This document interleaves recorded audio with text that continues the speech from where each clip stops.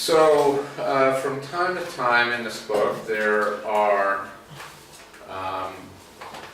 several young single women who sing a chorus. Время от времени в этой книге мы видим, как хор из молодых незамужних девушек. Конечно. And they are sometimes called the daughters of Jerusalem. И иногда они называются дочери Иерусалимские. Okay, and this is an example that we have here. Вот это пример того, который мы здесь видим в стихе 4. Дочери Иерусалимские. Let's see, there is the first example of this, we will rejoice in you and be glad. We will extol your love more than one. Первый пример этого мы видим здесь, что мы будем восхищаться и радоваться тобою, превозносить ласки твои больше, нежели вино. Rightly do they love you, yes? Достойно любят тебя. And so you see that you have these young ladies looking at the wedding couple, you know, the bride and the groom. То есть, и вы видите вот этот хор незамужних девушек, которые смотрят на брачующуюся пару, на жениха и невесту. And they're, you know. И они так. Это игрушка, да? А? Да.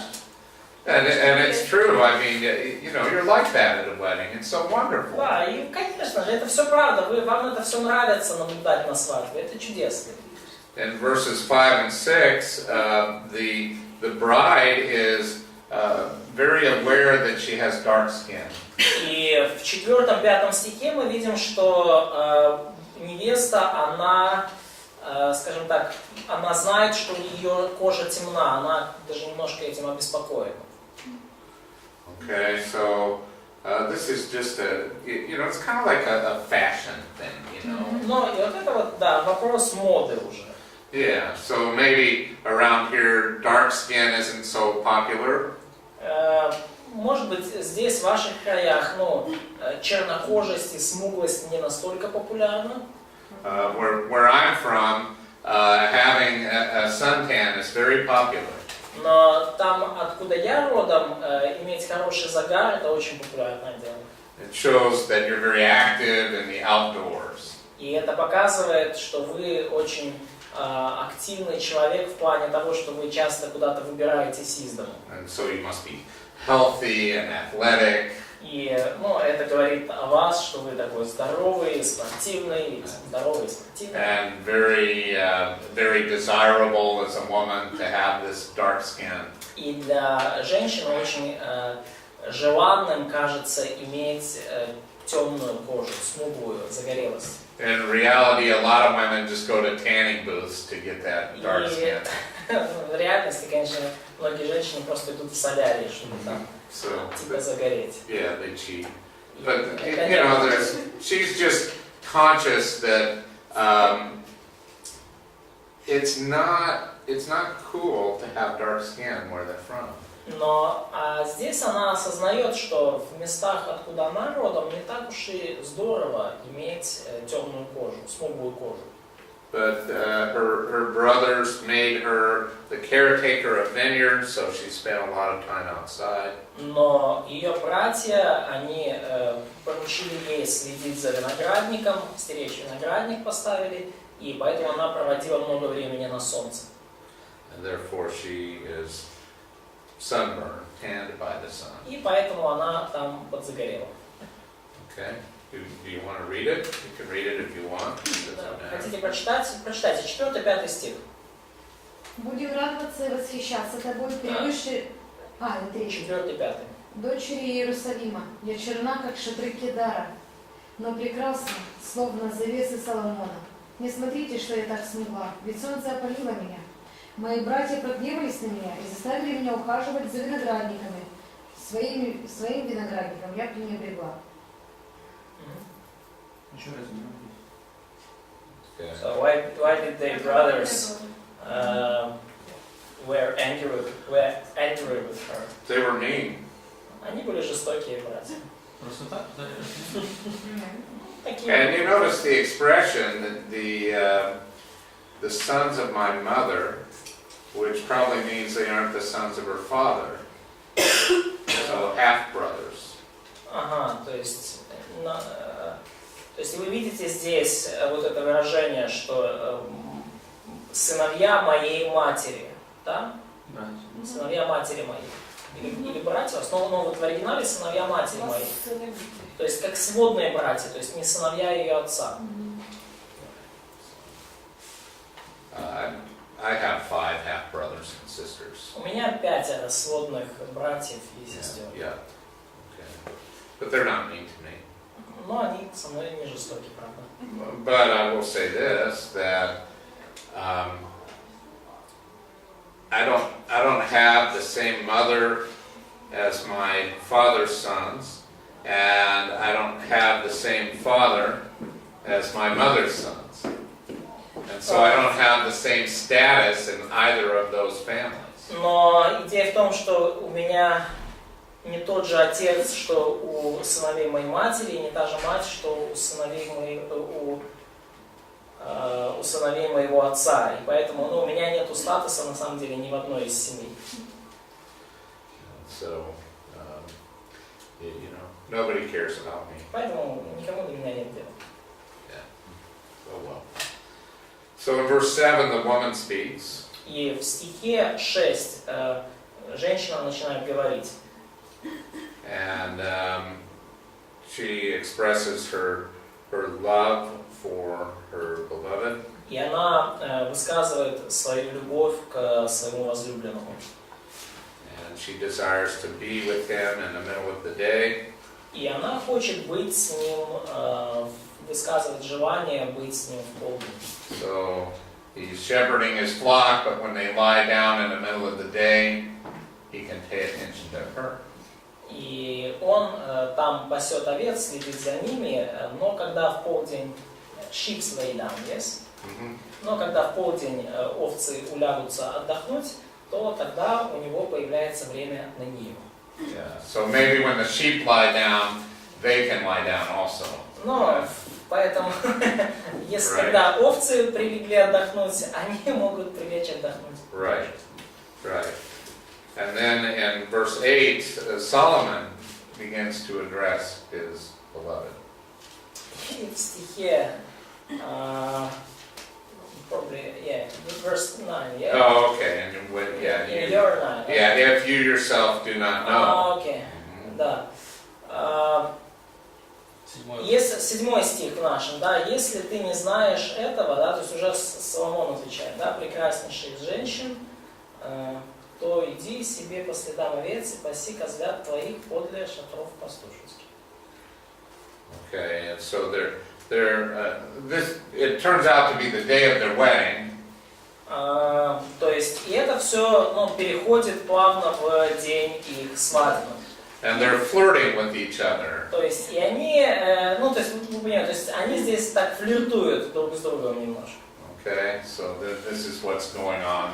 They see each other. The wedding's going to be that night, but during the day they're flirting back and forth. То есть, они видят друг друга днем, свадьба будет вечером, и днем они так немножко друг с другом уже начинают подфлиртовывать.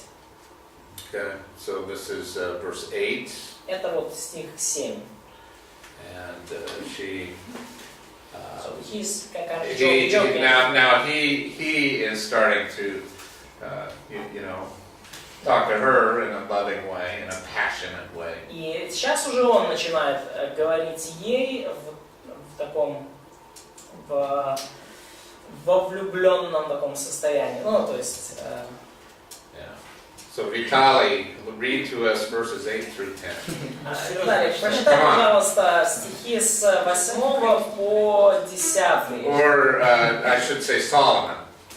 Да, Соломон, прочитаем с 8 по 10. Милая моя, я уподобил тебя кобылице, запряженной в колесницу фараона. Прекрасные щеки твои под украшениями, и шея твоя в ожерелье. Мы сделаем тебе украшения из золота, оправленные серебром. До 10-го, да? So she has jewelry. Итак, у нее есть уже ювелирные украшения. And apparently some kind of ornaments on her cheeks. И что-то, какой-то орнамент на щеках, And a necklace. и какое-то ожерелье. And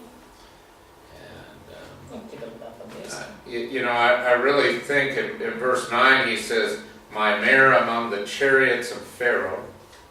И мне кажется, что когда вот он в 8 стихе говорит, что кобылица моей в колеснице фараона я уподобил тебя.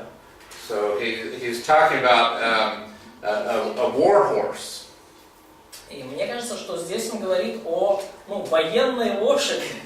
Okay, so Sergey and Vitaly, don't ever call your wife a war horse. Никогда не сравнивайте свою супругу с боевой лошадью. That's my important marital advice for today. Это мой вам, так сказать, совет от опытного супруга. Okay. Советы семейной жизни. Right, ladies? Да, милый, да. Would you like to be called a war horse? Хотите ли вы, чтобы вас Probably назвали not. боевой лошадью? But he's saying she's athletic and powerful and has the vitality of life. Но что он этим хочет сказать? Что она спортивная, что она сильная физически, что в ней есть вот эта вот жизненная сила, да. Это оттуда работает как лошадь. So is it from Виноградник без is it from this passage about someone who is working like a horse? I don't know. Женщины в Украине так и Yeah. работают. But that's the way how ladies in Ukraine work. Oh yeah, okay. Well, I don't know about that, but I will say Не знаю об этом. find some other way to say that your wife is physically beautiful. Но какой-то другой способ придумайте, чтобы сказать, что ваша жена очень красива, внешне, то есть внешне физически привлекательна. Just say, my darling, you're in great shape, Просто скажите, дорогая, ты в прекрасной форме. but don't call her a horse. Но никогда не называйте ее кобылицей. Соломон думал, когда писал.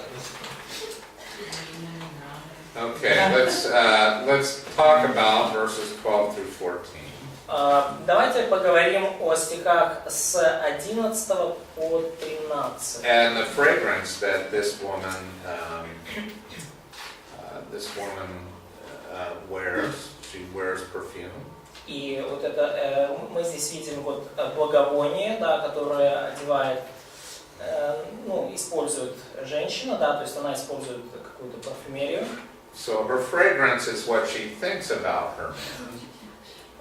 Но вот ее благовоние это то, что она думает о своем возлюбленном. It's not that she's trying to get a man with her fragrance, her perfume. Она не пытается, скажем так, как-то зацепить своего мужчину, да, вот этим запахом, да, то есть как-то его. She already has him. Но она уже как бы в отношениях с ним, он уже ее. And so this perfume is like saying, this is what I think of you. Но этот парфюм, который она использует, этот запах, это то ее один из способов сказать, вот что я о тебе думаю. It's not that she's trying to attract a man. Это не то есть она использует его не для того, чтобы привлечь мужское внимание. And she's saying to her husband, I'm attracted to you. То есть внимание там других мужчин, да, она говорит своему мужу, что ты меня привлекаешь. Да, Do you understand the difference? Понимаете ли вы разницу? Okay. So a woman will go out with a man and wear a fragrance. In my country, I don't know if in yours, but she'll wear perfume. Но, допустим, в моей стране, я не знаю, как у вас, то есть, допустим, девушка идет на свидание с мужчиной, и она, надушилась парфюмерией. Да? And this is to create desire in him. И эта парфюмерия предназначена для того, чтобы создать в нем влечение к ней. Да, привлечь его внимание. Да? Okay. You use the same strategy here? Используете ли вы здесь тоже Каждый стратегию? Okay. Ну, Yeah, парфюмерия- strategy. Ну как внимание, это как расчесаться. Нет, вообще правильно, ты используешь парфюмерию для него. То есть не для себя, Ты а для него, every для day. людей. What's Нет, that? для Every него, day для- they для Oh, okay, женщины, yeah. для мужчин. Just in case. Yeah. Yeah. Почему часто тебе нравятся мужские запахи?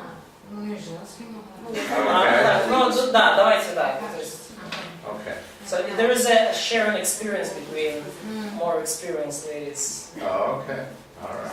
All right. Good. That's important. Да, это тоже. Yeah. The Bible teaches us to do that too. Библия учит нас. Yeah. Here,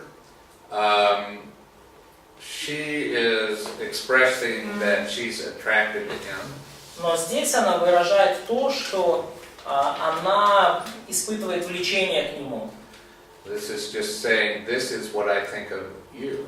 И она использует этот запах для того, чтобы сказать, вот что я о тебе думаю. And so it may be a subtle difference, but it's not trying to get him. It's just a free expression saying, I love you.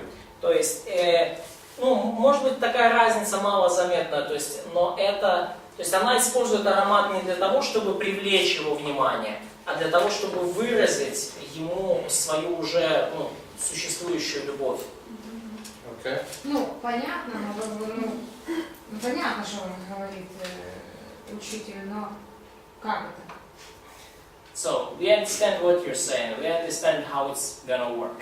Oh, okay. Как можно через свои духи, к примеру, выразить кому-то, что ты его любишь? So, how can a lady can express their love to someone through her perfume? It seems unclear. Okay. What All else? right.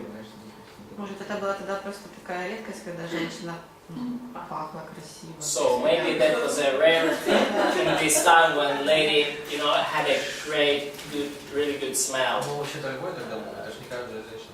То есть это больше... So and maybe this perfume was expensive.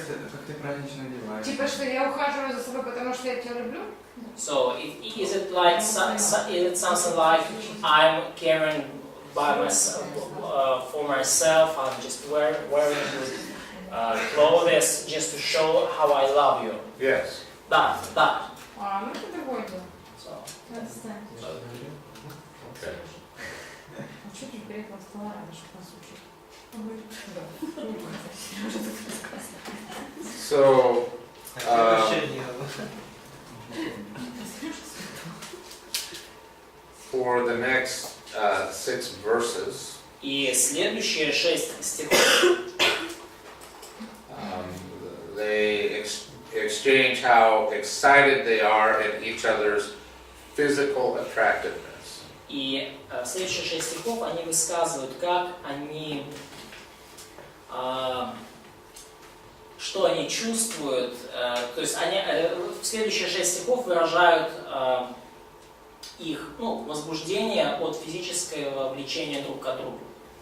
So the man says how beautiful you are, and the woman says how handsome you are. И мужчина говорит: «О, ты прекрасна, возлюбленная моя, ты прекрасна, глаза твои голубиные». Он говорит,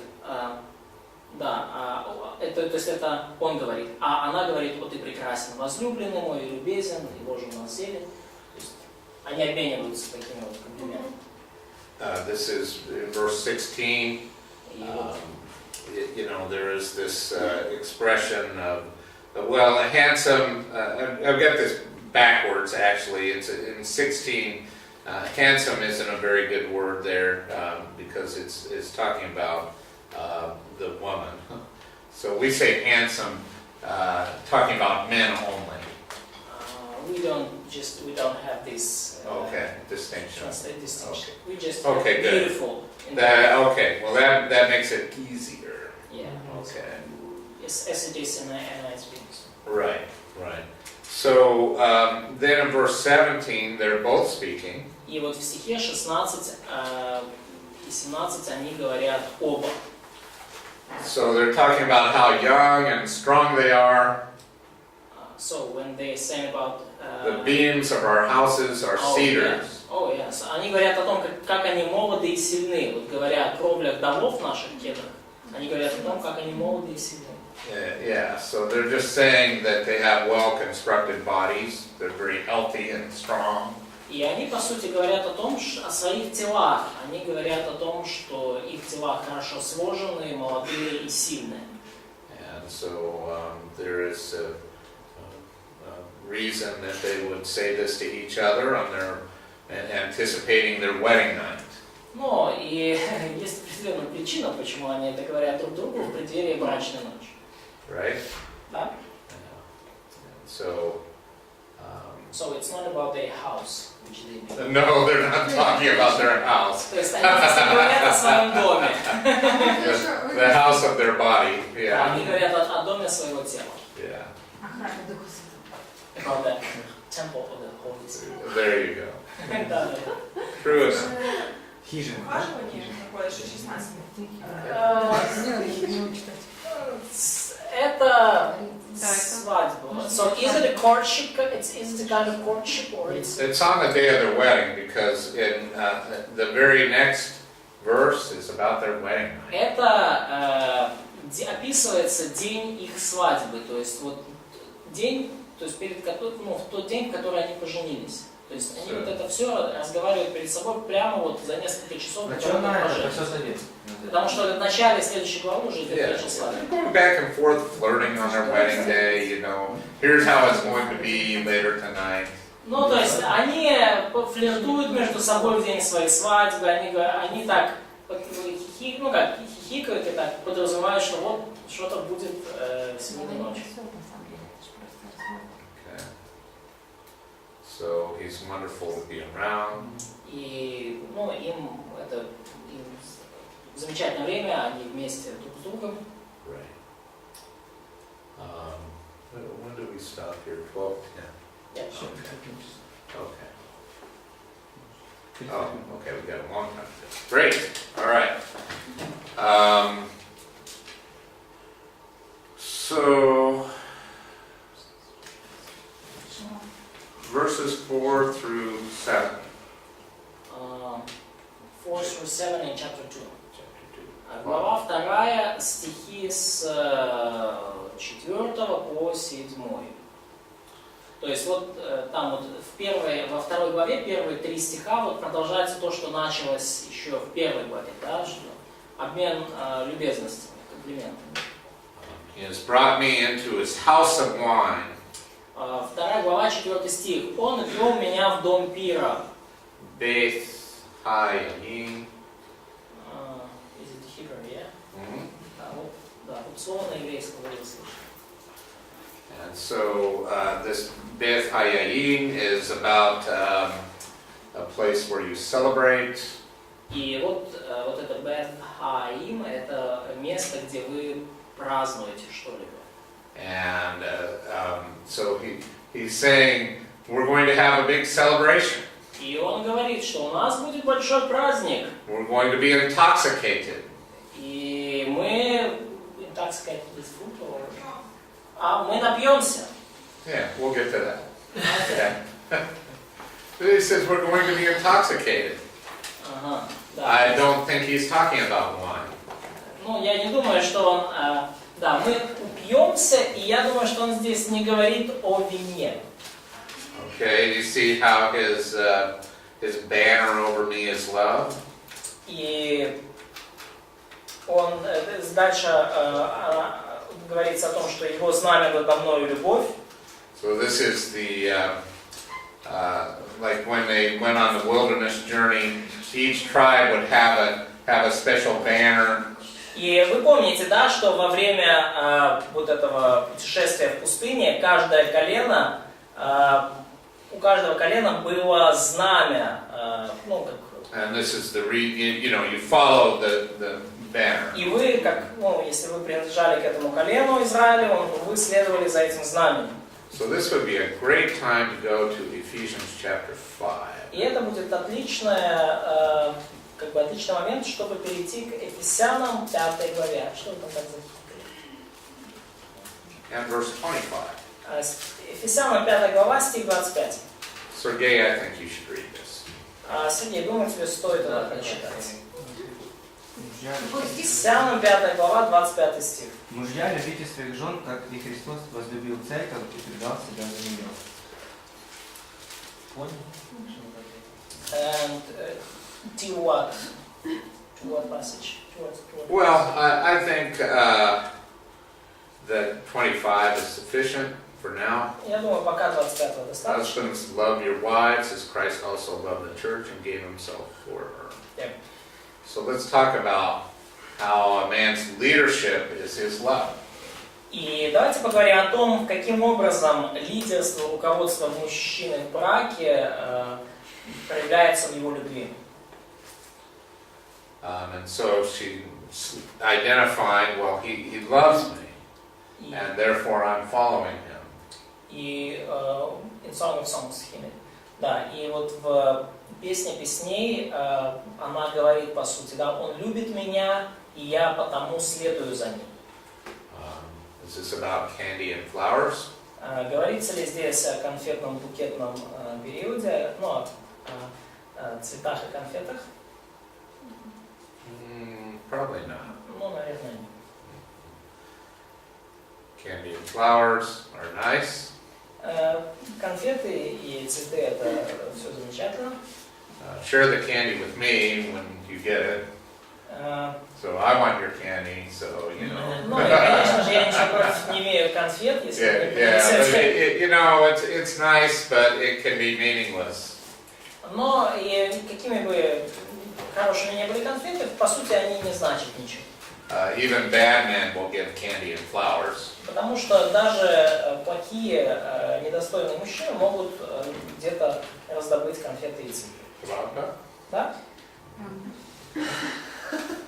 So don't follow the guy because of the candy and flowers. Да, потому не следуйте за молодым человеком только из-за конфет и цветов. What kind of love is being talked about in Ephesians 5? Какого рода любовь, о какого рода любви говорится в Ефесянам 5:25?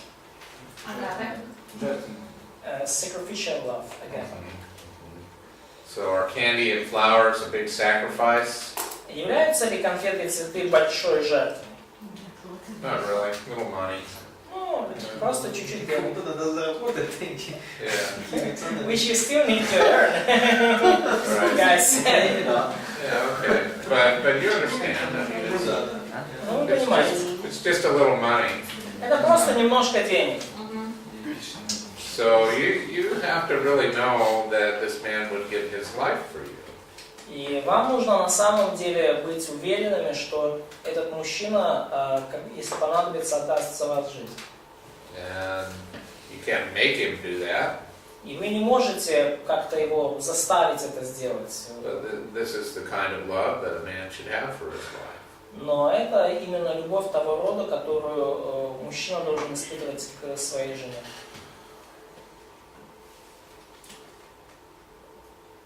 So she identifies that she will follow him because he loves her. И она таким образом показывает в Песне песней, что она будет следовать за ним, потому что он ее любит. Okay. She then asked for food, raisin cakes and apples. Далее, возвращаемся к Песне песней, в 5 стихе она просит покушать, да? Подкрепите меня вином, освежите меня яблоками. Because she is, here it's translated in English, lovesick. И вот в английском переведено, что вот я изнемогаю, ну, то есть в русском тоже, вот дальше говорится, что я изнемогаю от любви. The verb cholath means to be weak or sick. И глагол хола, он говорит, ну, именно о том, чтобы болеть, чувствовать недомогание. She is intensely weak at love. Она очень сильно изнемогает, она вся ослабела. Fainting, right? А? Fainting? to faint, to pass out. Да, то есть она аж в обморок падает. Okay, with love. Она в обморок падает от любви. So there's so much passion in her that she's losing consciousness. То есть в ней столько страсти, что она просто теряет сознание. And so he has his left hand under her head, and his right hand is embracing her. И вот левая рука его у нее под головою, правая обнимает ее. And so right at this moment, И прямо в этот момент. it's kind of an important moment, it sounds like to me. И кажется, что, как мне кажется, это очень важный момент. So this is like picture this like a movie, okay? То есть представьте это как кино. Да? Okay. And so here's the camera, right? Вот In the камера, movie. да? And so here's the man and the woman. И вот Okay. мужчина и женщина, да? And hand is under her head. Левая рука его у нее под Right hand головой, embracing her. а правая Right. рука обнимает ее. Okay. So now we're at PG-13 going to R. И вот Okay. мы уже от рейтинга PG-13 мы уже Okay, aren't we? I mean, продвигаемся к рейтингу А. that's where we are. Okay, now, И вот мы где действительно. imagine for a moment that I'm the woman. И вот представьте на минуту, что я женщина. Lots of imagination. Да, я Okay. знаю, много Okay. воображения надо. Okay. Да. So, okay, right? Да, Okay, right at this moment, she turns to the audience and И addresses them. прямо в этот момент она поворачивается к аудитории, к зрителям и обращается к ним. And so here she is, and then she looks over and says, И вот "Oh, она такая, daughters of Jerusalem." и потом говорит, заклинаю вас, дщери Иерусалимские. I feel sorry for Solomon. Мне, конечно, немножко жаль Соломона. Poor guy, she's doing a commercial, he's all ready to go. Бедный парень, он уже, скажем так, разошелся, да, он уже готов, но... Человек столкнуть. I mean, isn't this great? Но не великолепно ли это? I mean, if you want to communicate something really effectively, choose this moment, to do this. Если вы хотите что-то донести очень ясно и эффективно, выбирайте вот такой момент. However, Но так или иначе. don't do this ever to your husband. Но никогда так не поступайте со своим мужем. Никогда. Okay, so now she addresses the daughters of Jerusalem. И вот теперь она обращается с речью к дочерям Иерусалимским. So it's a commercial. Это вот, да, такая рекламная пауза. А? So they are here, yeah? Uh-huh. It seems like they're... Yeah, it's a little weird. Да, это странно, да? Наблюдает сцену. They are watching for them. Yeah. Okay, it's a play. It's not the real thing. Ну, это все пьеса, поймите, это спектакль, это не по-настоящему. But I mean, this is so great. Solomon really is brilliant. Но да, но это настолько здорово написано, Соломон действительно гений. So the woman addresses the daughters of Jerusalem. И вот женщина, да, она обращается к дочерям Иерусалимским. And so she puts them under oath. И она им их, скажем так, предупреждение, да, или даже какую-то клятву, да, их подводит их к определенной клятве, да, к обетованию.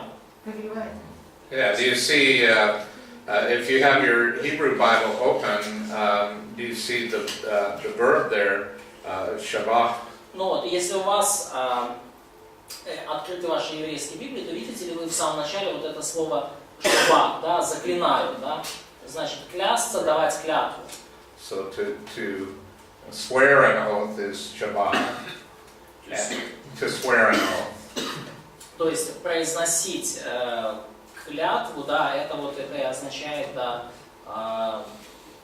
заклинать. This is the hifil form of the verb. Hifil. Это Nina, hifil form of the verb. Hifil, Гефиль. Это форма гифил. в этом. Gefil. Вы же второй курс знаете хифиль, чего вы молчите? Мы сказали гефиль, то мы не услышали. It's a form. Okay. Those two knows everything. Yeah, causative. Да. Да. Затем. Каузативный хифиль. So to cause someone to swear. То есть побуждать кого-то сделать клятву. So Hifil of Shabbat. Да, то есть она побуждает их Yeah, so дать I'm клятву making обету. you swear it off now. То есть я сейчас вот побуждаю тебя, Нина, да, дать обет. So it's like saying, swear that you will do this. То есть и она фактически говорит, ну поклянитесь, что вы будете это делать. And so when she says daughters of Jerusalem, she is addressing all of the young unmarried women. И когда она использует это обращение «щери Иерусалимские» или «дочери Иерусалимские», она фактически обращается ко всем юным, незамужним девушкам. You understand that as long as you're unmarried, you're still a daughter. То есть понимаете ли вы, что до тех пор, пока вы не в браке, вы все еще как бы дочь. And then when you become married, you become a wife. Когда вы вступаете в брак, вы становитесь уже женой. A man will leave his father and mother, or a woman will leave her father and mother.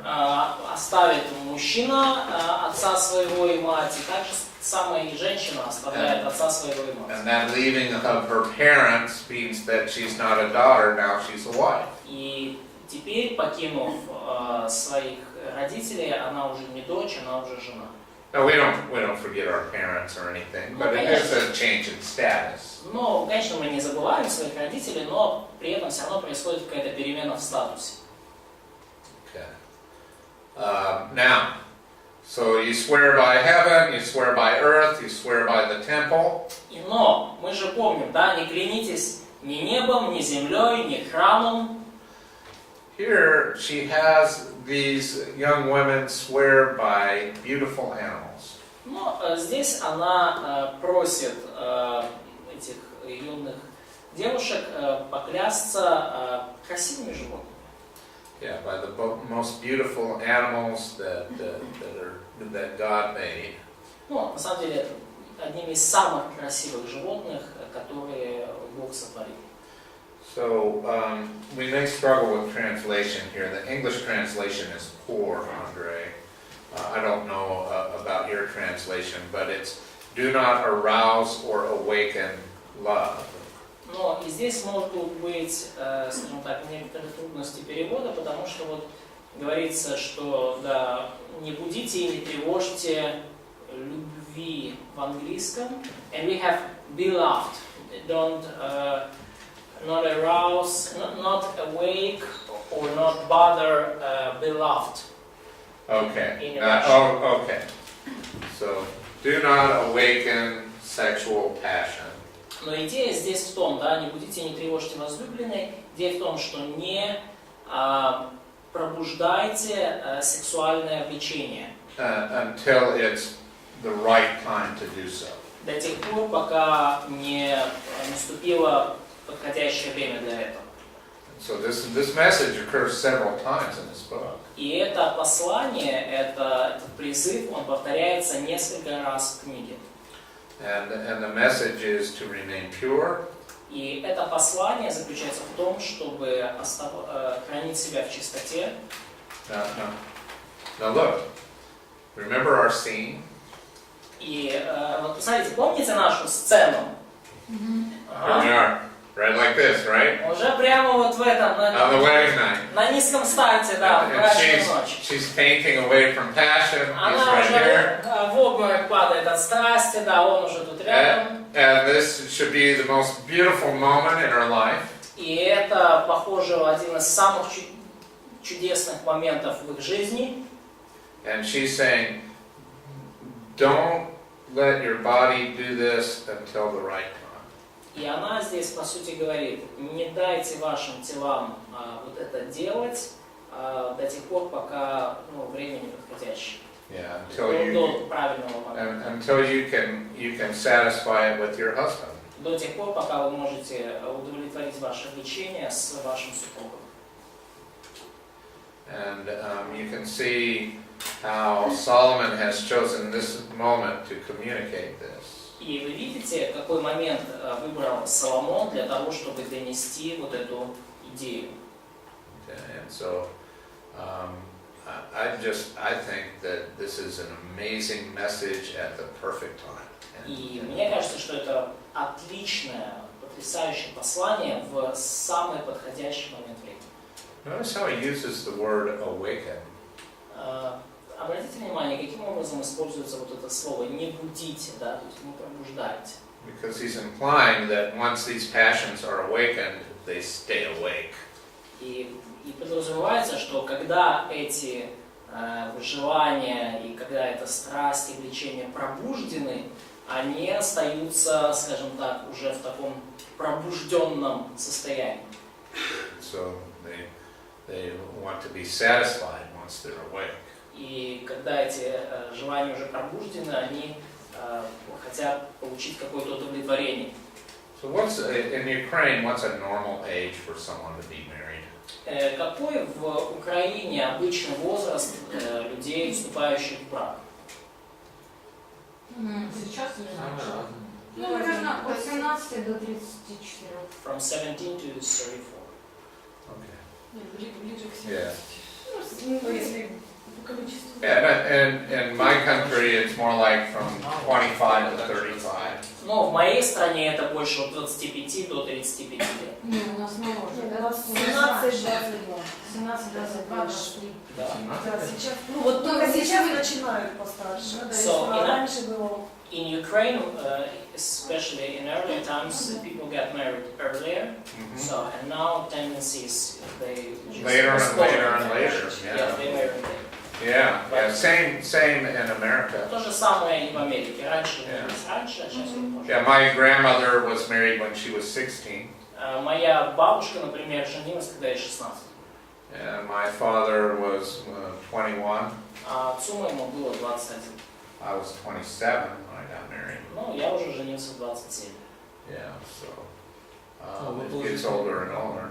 М? И сейчас люди уже все дольше и дольше. Yeah, and I'm not sure how wise this is. I don't know if there's like a perfect time to get married, but I will say this. И я не знаю, насколько это мудро, и есть ли вообще какое-то вот идеальное подходящее время для того, чтобы вступать в брак, но я скажу следующее. Once your body changes, it's very easy to wake it up. Когда по мере того, как ваше тело изменяется, становится все проще вот эти влечения пробудить. True? Да? Yeah, I think so. And so, I think that you shouldn't get married just to get married. И, я думаю, что вам не нужно вступать в брак только просто для того, чтобы вступить в брак. Ladies, you should find that man who has sacrificial love for you. И вам, девушки, надо все-таки дождаться того человека, который будет любить вас жертвенной любовью. And you should wait for a woman of Christian virtue. Men should wait for a woman of Да, Christian а virtue. братьям нужно ждать все-таки сестру, девушку, которая обладает христианскими добродетелями. Aren't those people kind of hard to find? Не так, но правда, таких людей вообще-то трудно найти. Yeah, kind of hard to find. Да, таких трудно найти. Someone you have feelings for. Кого-то, к кому вы еще и чувства будете при этом испытывать. Yeah. So, anyway, I don't know what I'm saying, but Ну, так или иначе, не знаю даже, что я сейчас if говорю. the Lord lets you marry young, that's good. Если Бог побуждает вас к тому, чтобы жениться пораньше, это хорошо. Учитывая количество братьев и сестер в церкви. Keeping in mind the number of brothers and sisters in churches and gender gap. Yeah. Да. So we have finished Act 1. Итак, мы закончили сцену 1, действие первое. Notice that Act 1 ends with a commercial. Помните, да? Обратили внимание, вот это первое действие, сцена 1, заканчивается рекламной паузой. Да? You would think this was television or something. Ну, вот как будто вот по телевизору, да, вот рекламная пауза. Act 2 has Самое интересное. On the most interesting place. it's perfect, right? Да? Yeah. Отлично сделано, да? Yeah, we can learn a lot from Solomon. Можно многому научиться у Соломона. Рекламщикам научиться. So, advertising guys learn a lot from people. Good. In the next act, we have a couple of scenes from their courtship. И в следующем действии мы видим несколько сцен из периода их ухаживания друг за другом. Да? Еще раз, вы можете объяснить, почему оно как попало? Получается, свадьба, потом ухаживание. Ну, вот, Почему без хронологии? Да, Просто. просто. Что объяснить? Почему именно так, нет хронологии? Почему нет хронологии? So, can you explain why it's not in the chronological order? Why the courtship goes after marriage? Well, I think that he has arranged this for dramatic reasons. И я думаю, что он это сделал, Соломон, по художественным соображениям, чтобы придать драматизму. Right? And it's very effective. И это очень эффективный прием. Do you know that the Gospel of Matthew is not chronological? Знаете ли вы, например, что Евангелие от Матфея, оно написано не по хронологии? It's not chronological. Оно не хронологично. Yeah, so Matthew wrote to be effective and he jumps around in the life of Christ. То есть Матфей написал свое Евангелие определенным образом, чтобы эффективно доносить какие-то истины, поэтому он прыгает туда и назад в плане хронологии. There's nothing wrong with that, is there? И ничего там плохого нет. Yeah, I don't think there's anything wrong with it. Разная цель, да? В зависимости от цели. So, depending on purpose. Mm-hmm. Could be Yeah, like that. well, yeah. Да, Yeah. да. Yeah. So I think it's kind of neat that he starts with their wedding day and then goes back to the courtship. Flashback. And yeah, there's a flashback. And here's the reason for the flashback. Let me see Да, if то I can. есть это вот, ну, своего рода, как мы называем, флешбэк, да, то есть взгляд в прошлое, да, то есть он дает сначала сцену свадьбы, а потом как флешбэк, взгляд в прошлое во времена их ухаживания. Есть причина для этого. Now when it goes back to the courtship, it shows them being careful about awakening those passions. Потому что когда он показывает сцену, вот эти сцены их ухаживания, то он показывает, что они были очень внимательны к своим страстям и желаниям и к тому, чтобы их не пробудить. And in this coming scene of courtship, И вот в этой грядущей сцене ухаживания they find themselves alone они оказываются наедине out in the countryside. на природе. Circumstances are perfect. И обстоятельства складываются, в общем-то, ну, скажем так, великолепно.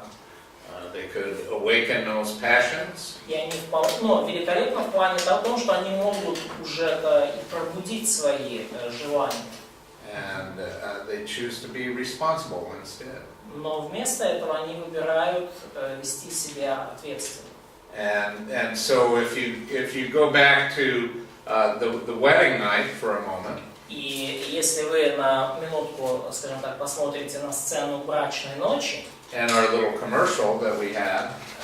И вот снова маленькую рекламную паузу, которая там встречается. Why is she able to say to her audience, "Boy, this is great. You know, I'm fainting with passion. This is the most amazing moment."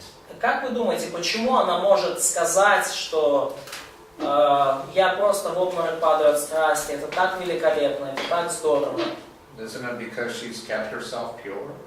Не потому ли, что до этого она хранила себя в чистоте? Yeah, there's no conflict of conscience, there's no guilt. Нету конфликта в совести, нету чувства вины. So there's purity, and that makes it wonderful.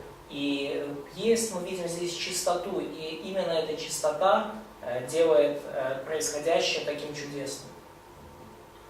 So, Sergey, I think this is why now we go back to the courtship. We've established that they're coming together is just amazing. И я думаю, именно поэтому сейчас автор обращается к их ухаживанию, да, чтобы показать, что, почему то, что произойдет дальше в брачную ночь, является таким потрясающим и прекрасным. Now they flash back to the courtship to show why it can be so amazing. Да, то есть, и они, показывают, то есть через демонстрацию их ухаживания, они показывают причину, почему так все у них прекрасно складывалось. So does that make sense? Does that help? Сергей, то есть понятно ли это, кажется ли это логичным? Okay. So we have about 10 minutes here or so, right? Almost 5 minutes? 5, 6, 7. Okay. Let's talk about, now I want to finish this book today. That's going to be challenging, but I'm going to try. Так, я постараюсь, я хочу сегодня закончить эту книгу, это будет немножко трудно, наверное, но я постараюсь. I want to just talk about God's forgiveness. И я хочу немножко поговорить о божественном прощении. So it's not unusual in our country because in America we have a very degenerate country. И это не является чем-то необычным для нашей страны, потому что, например, моя страна, Америка, она очень распущена. So much sexual degeneracy. Очень много, этой уже... And all the time young people get involved in what they should not. Вот именно распущенности и развращенности в Америке, и постоянно молодые люди, они делают нечто, что не должны делать. And then as Christians, if they become a Christian or as a Christian, if they sin, they wonder if they've ruined everything. И будучи христианами или став христианами, они пытаются понять, то есть они думают, им кажется, что они уже все в своей жизни разломали. Okay, so let's talk about 1 John 1:9. И давайте поговорим о 1 Иоанна, 1 глава, 9 стих. Okay, 1 John 1:9. If we confess our sins, two things happen. И 1 Иоанна 1:9, если мы исповедуем наши грехи, происходят две вещи. He forgives the sin. He releases us Он from прощает the нам guilt наши of the sin. грехи и освобождает нас от вины за грех. And He cleanses us from all unrighteousness. И далее Он очищает нас от всякой неправды. Katharizo, to make clean. То есть греческое слово катарицо, очистить, So сделать чистым. I think in the case where someone has participated in sexual sin before marriage, that there is forgiveness and cleansing. И я считаю, что для тех людей, которые, скажем, у которых были сексуальные связи до брака, и для них также есть очищение. And also, what does God think of our sin once we've confessed it and forsaken it? Forsaken, left it behind. Да, что Бог думает о нашем грехе, когда мы исповедовали его и оставили его? Ничего. Right. He remembers it no more. Он больше его не помнит. It's as far as the east from the west. То есть этот грех уже так же далеко, как запад от востока. And it's in the deepest part of the ocean. И глубины, он как будто бы в глубинах морских. And no fishing. Фишинг. No fishing there in the deepest part Да, of the и ocean. там, как мы понимаем, в самых глубинах океана там никто не ловит рыбу. Yeah, if God has forgotten it, then why do we remember it? И если Бог нас простил, почему мы постоянно об этом вспоминаем? This isn't an Если Бог забыл, почему мы постоянно вспоминаем? This isn't a reason to go out and do that sin over and over again. This shouldn't give us license to sin. И это не должно давать нам лицензию на грех, да, это не является причиной повторять этот грех снова и снова. However, it should give us the ability to leave that sin behind and live in purity. Но так или иначе это должно помочь нам оставить грех за спиной и жить дальше в чистоте. And to experience the blessings of marriage that God has designed for us. И пережить благословение того брака, который Бог для нас приготовил. Thanks to Jesus Christ, И благодарение Иисусу Христу past mistakes don't have to cast a shadow on the blessings of marriage. что прошлые ошибки не должны затемнять, проливать тень на благословение брака. Да? Да?